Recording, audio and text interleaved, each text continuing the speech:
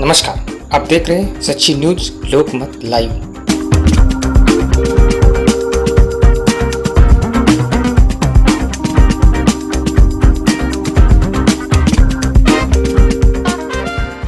राम मंदिर को लेकर अभी 5 तारीख को भूमि पूजन होना है, उसको लेकर आपको क्या कहना है? क्योंकि जो कांग्रेस पार्टी के जो लोग हैं, जो बाकी विपक्षी लोगों कह रही प्रधानमंत्री मोदी जी को नहीं जाना चाहिए, क्योंकि जब इससे पहले जब देश की आज़ादी के बाद सोमनाथ मंदिर का जो पुनर्निर्माण किया गया, उस दौरान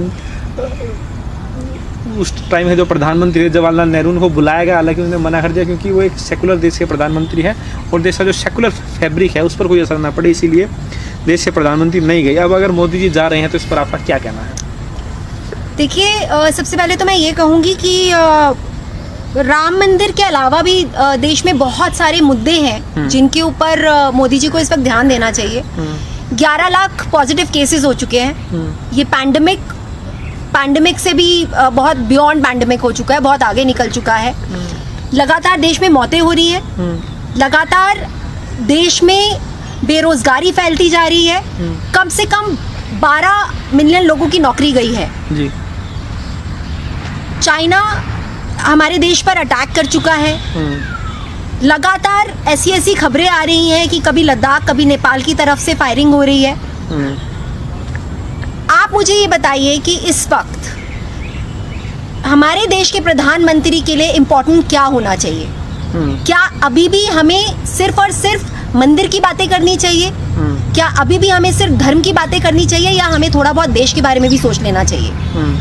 वोट मिलता है ना मंदिर से और धर्म की बातें करने से। यही मैं आपको बोल रही हूँ कि जिस कगार पे हमारी इकोनॉमी है इस वक्त, जिस कगार पे ये पैंडेमिक फैल चुका है इस वक्त, क्या अगर एक अच्छा प्रधानमंत्री है कोई, और या अगर अच्छी सरकार होती कोई, तो वो इस वक्त वोटों के बारे में नहीं सोचती, वो इस वक्त सिर्फ और सिर्फ अपने देश के लोगों के बारे में सोचती, जो कि वो नहीं सोच रही है।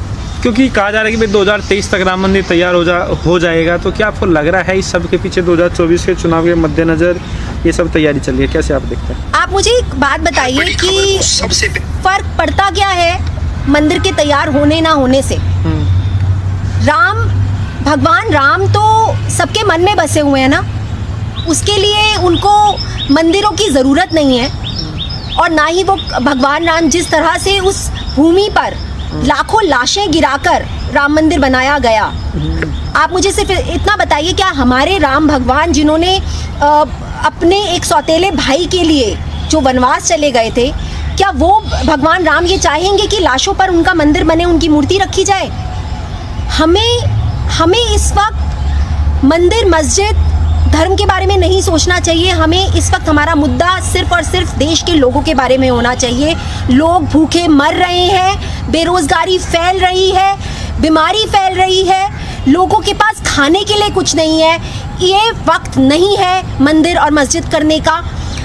अभी इस वक्त चुनाव के ऊपर आपका ध्यान नहीं होना चाहिए, क्योंकि चुनाव मुद्दा नहीं है इस वक्त। मुद्दा है इस वक्त पैंडेमिक, मुद्दा है इस वक्त पैंडेमिक की वजह से बेरोजगारी, मुद्दा है इस वक्त इकोनॉमी को राइज करना। आप अभी भी अगर यही सब करते रहेंगे, अगर आज अभी भी आप राम मंदिर के मुद्दे को लेकर आप सोचते हैं कि आपको वोटें मिल जाएंगी, तो इस देश का नौजवान अब समझदार हो गया है। आपको राम मंदिर के नाम पर तो अब वोट नहीं मिलने वाली है। तो फिर किस मुद्दे पर वोट मिलेगा? फिर आप काम करिए, आपके पास अभी भी समय बचा है, आपके पास अभी भी 4.5 साल बचे हैं ना। आप काम करिए, आप दिखाइए ना देश को कि आप सचमुच देश के हैं, आप सचमुच देश के बारे में सोचते हैं। आपका 56 इंच का आपका सीना जो है, आपको कोई भी छोटी से छोटी कंट्री आके आपके 56 इंच के सीने को आके सिकोड़ के चली जाती है। आप दिखाइए ना, आप करिए, आप काम करिए। आप जो इस वक्त हमारा देश जूझ रहा है जिन प्रॉब्लम से, उन प्रॉब्लम से निकालिए देश को, सोचिए लोगों के बारे में। कम्युनिटी ट्रांसमिशन शुरू हो गया है पूरे देश भर में। अब जो 40,000 के आसपास केसेस डेली आ रहे हैं, क्या आपको लग रहा है इस सबसे ज़्यादा ज़रूरी और बाकी मुद्दे हो गए हैं इकोनॉमी और इस सबसे? देखिए, कम्युनिटी ट्रांसमिशन, मैं आपको पहले एक बात बता देती हूँ कि कम्युनिटी ट्रांसमिशन अभी नहीं हुआ, कम्युनिटी ट्रांसमिशन बहुत पहले हो गया था। हमारे देश की मीडिया एक ऐसी मीडिया है जो सिर्फ और सिर्फ झूठ दिखाती है, जो सिर्फ और सिर्फ जिस तरह से भक्त अपनी भक्ति करता है ना, वही मीडिया कर रही है, मेन स्ट्रीम मीडिया। वो सिर्फ और सिर्फ सरकार की भक्ति करती है और वो झूठ दिखाती है। कम्युनिटी ट्रांसमिशन हो चुका है, इसीलिए आज हम 11 लाख केसेस पर पहुंच चुके हैं। इस वक्त हमारे पास ना तो अच्छी हेल्थ फैसिलिटीज़ है, ना ही हमारे पास डॉक्टर्स काम करने के लिए तैयार हैं। अगर आप हॉस्पिटल्स में जाएंगे, वहाँ पर डॉक्टर्स तक नहीं मिलेंगे आपको। वहाँ पर वार्ड्स में 100 मरीजों के ऊपर एक डॉक्टर मिलेगा आपको। डॉक्टर्स तक काम नहीं कर रहे हैं, वो लोग तक थक चुके हैं काम कर करके, वो लोग भी काम नहीं करना चाहते। हमारे पास बेड्स नहीं है, हमारे पास प्रॉपर इलाज नहीं है। आप बार बार वैक्सीन का मीडिया में दिखा देते हैं कि वैक्सीन आने वाली है, 15 अगस्त को हम उसको अनाउंस करेंगे, क्योंकि वहाँ पर भी आपको अपने नंबर बनाने हैं। आप इसी तरह की राजनीति से खेलते जा रहे हैं, लोगों की भावनाओं के साथ आप खिलवाड़ करते जा रहे हैं। आपने अभी तक काम किया तो किया अब क्या? तो ह्यूमन ट्रायल शुरू हो गया है एम्स में दिल्ली वैक्सीन को लेकर। देखिए, किसको पता कि क्या कौन सा ह्यूमन ट्रायल शुरू हुआ है। दिल्ली में आम आदमी पार्टी की सरकार तो ये भी कह रही है कि दिल्ली के केसेस कम हो गए हैं। जी, नहीं मानते हैं। लाशें तो अभी भी निगम बोध घाट पे आपको उतनी ही मिलेंगी। आपको हॉस्पिटल में अभी भी उतने ही लोग मिलेंगे। हॉस्पिटल में आज भी आपको बेड्स नहीं मिलेंगे, चाहे वो प्राइवेट हॉस्पिटल्स हैं, चाहे वो गवर्नमेंट हॉस्पिटल्स हैं। क्या कर रही है आम आदमी पार्टी भी, क्या कर रहे हैं अरविंद केजरीवाल जी?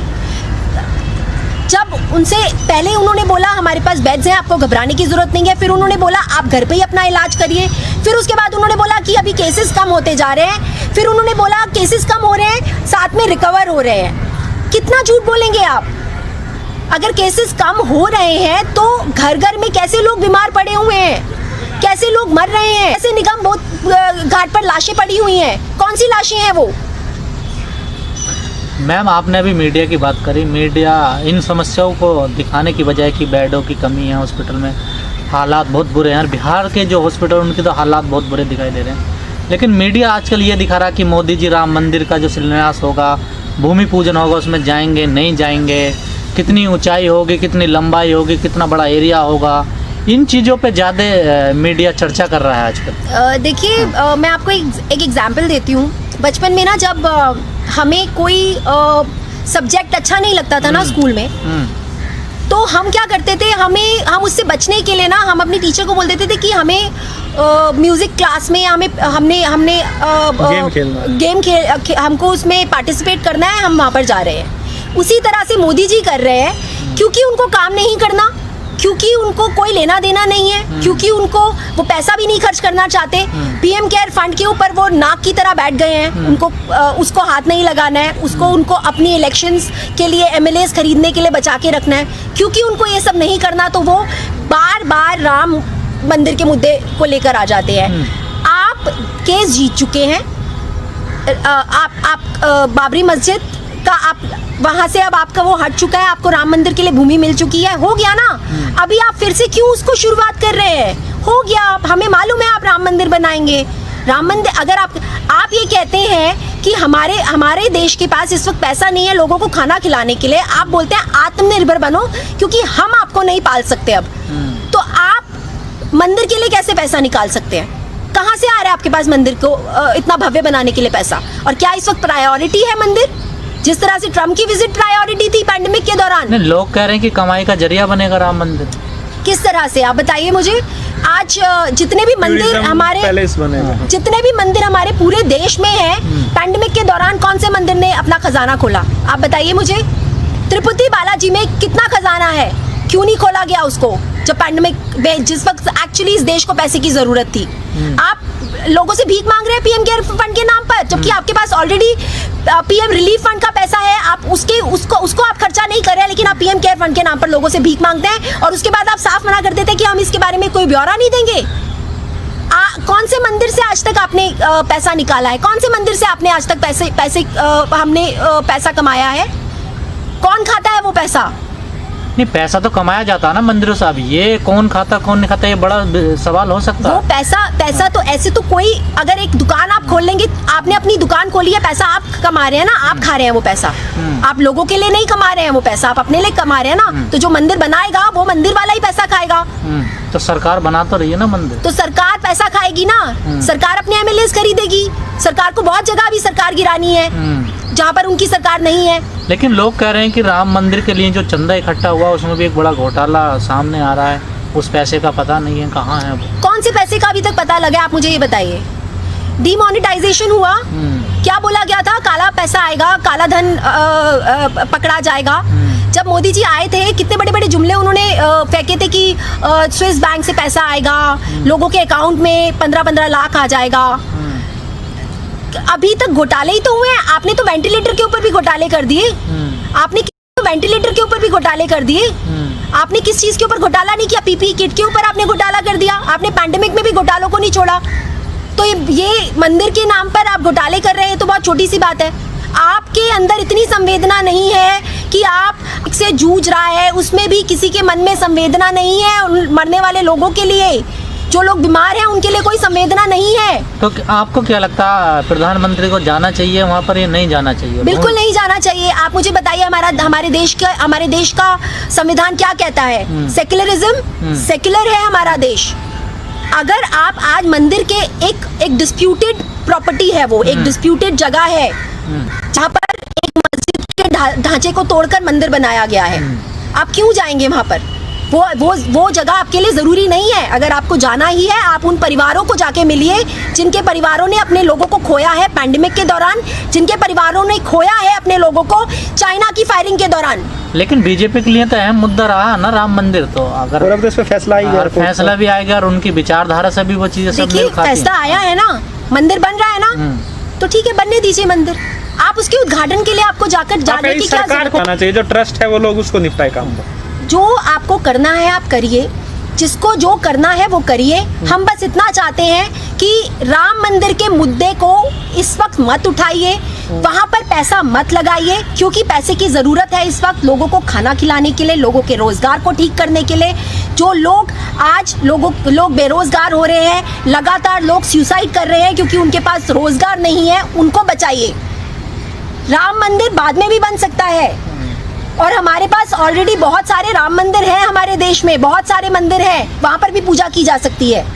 आपको नहीं लगता कि इन 6 सालों में राम मंदिर पे जितना जोर दिया जा रहा है, इतना स्कूल और कॉलेज या हॉस्पिटलों पे दिया जाता तो सरकार अच्छा बेहतर? आप 6 साल की बात कर रहे हैं, कब से चल रहा है ये मुद्दा और कितने दंगे भड़क चुके हैं इस मुद्दे के ऊपर? आप भूल गए हैं? बॉम्बे रॉय साहब भूल चुके हैं, आप भूल चुके हैं बाकी जितनी जगहों पे इस एक मुद्दे की वजह से कितने दंगे हो चुके हैं, कितने लोग मारे गए हैं, वो भी वो लोग जो इनोसेंट लोग थे, जिन्हें कोई लेना देना नहीं था ना मंदिर से ना मस्जिद से। आडवाणी जी ने कार सेवा शुरू करी थी, कितने लोग मारे गए थे? क्या आडवाणी जी मरे? आडवाणी जी सामने आए? बीजेपी का कौन सा नेता मरा? मरता कौन है? आम आदमी। क्यों मरे कोई आम आदमी मंदिर या मस्जिद के नाम से? तो जैसे अब बीजेपी हवाला देती है कि देश का विकास होगा, तो क्या ऐसा अगर मंदिरों में व्यस्त रहेगी सरकार तो क्या देश का विकास हो पाएगा? विकास हुआ 6 सालों में? विकास दुबे जरूर पैदा हो गया, विकास तो नहीं हुआ। आप बताइए मुझे कितना विकास हुआ है? आपका कितना विकास हुआ है? लग तो रहा है मैम देश में विकास हो रहा है। जब गौमूत्र बिकने लगा देश में तो विकास ही समझिए। बिल्कुल, क्योंकि दवाइयों के लिए पैसे नहीं छोड़े हैं ना प्रधानमंत्री जी ने, तो अब गौमूत्र से ही वो सब कुछ ठीक करेंगे, क्योंकि वो तो फ्री में मिल जाएगा।